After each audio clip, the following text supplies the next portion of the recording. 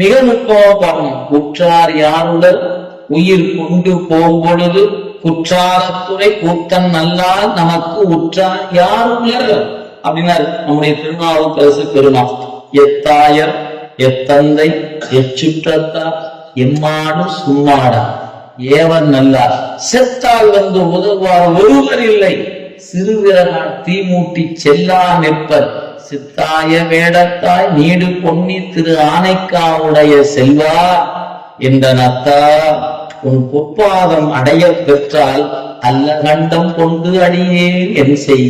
சாமிட்டு கேட்கிறார், பெருமானே உன் திருவடியை அடைய பெற்றால் அது போதும், வேறொன்றும் வேண்டாம். இதைத்தான் சுந்தரமூர்த்தி சுவாமிகள் எதிர்கொள் பாடியில பண்ணார். மத்த யானை ஏறி மன்ன சூழ வருவீர்கள் செத்த போது ஆறுமில்லை சிந்தையில் வைமின்.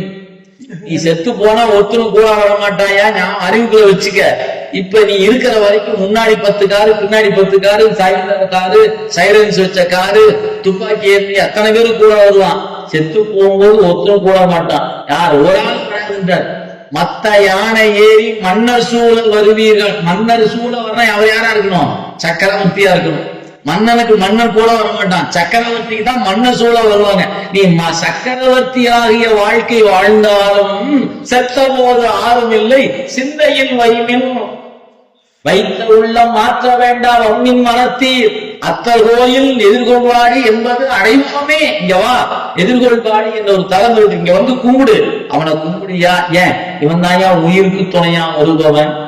உடம்புக்கு துணையா நிறைய பேர் நமக்கு கிடைக்கலாம், ஆனா உயிருக்கு துணை என்பது ஒருவரும் இல்லை இறைவனை தவிர.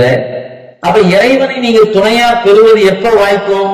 உடம்போடு இருக்கிற காலத்துல ஏதாவது ஒரு புண்ணியத்தை பண்ணி வச்சோம்னா உசுறு போற நேரம் நான் இருக்கிறேன் அப்படின்னு கூட வருவார். அதனால பெருமக்கள் பாடும்போது அந்த சொல்ல ரொம்ப ஆழம். குற்றாலத்துறை கூத்தன் அல்லால் நமக்கு உற்றார் யாரும் ஒத்துரும் இல்லை. எனவே நீங்க உடம்புக்கு துணையை சம்பாதிப்பதற்கு கவனம் செலுத்துவதை விட உயிருக்கு துணையாக ஒருத்தன் இருக்கிறான் என்பதை கொஞ்சம் சிந்தையில வைத்துக் கொண்டு இந்த உடம்போடு கூடிய காலத்தில் தான் அந்த துணையை பெற முடியும். உடம்பை விட்ட பிறகு அந்த துணையை சம்பாதிக்க முடியாது. நீங்க இறைவன்கிற துணையை பெறணும்னு நினைச்சீங்கன்னா உடம்போடு இருக்கிற காலத்துல உங்களால் இயன்ற அளவு சரியையோ கிரியையோ யோகமோ ஞானமோ ஏதாவது ஒரு வகையில பணி செய்ய வேண்டும். இறைவனுக்கு நீங்க பணி செய்யத்தான் அந்த அறிவு வாய்க்கும். நான் முன்ன தொடங்கிய இடத்துக்கு வந்து நிக்கிறேன். கோயிலுக்கு போய் பழகுவது ஒரு அடிப்படை.